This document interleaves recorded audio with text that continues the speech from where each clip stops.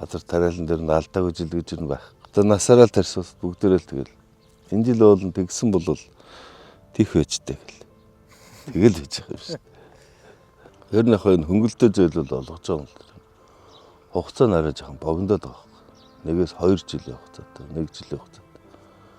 Одоо энэ дээр бол одоо бүгдээрээ тоног төхөөрөмж техникээ бол ер нь болчлоо шүү дээ. тий Америкийн бүх сайхан одоо хаанхын бидний бүх сайхан тоног төхөөрөмжийг бол авчлаа. Хөрстөөгөө хайрцаа сурчлаа. Газар тариаландаа бол яаж тарих хэмжээгээ сурчлаа. Ганцхан одоо ингээл яг нэг иймэрхүү хүнд жилдээ бол одоо яа гэм бэ? Хугацааг нэг жоохон сунгаад өгдөг юм уу? Тиймэрхүү арга хэмжээ авчвал төр зэсэг бол өөртөөс хангалттай сайхан нэмжиж л байна л да.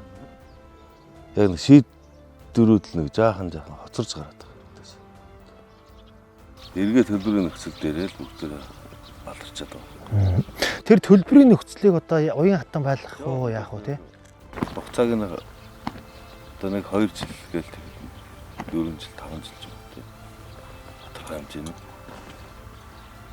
Тэгээд өгчдөг бол болж байна.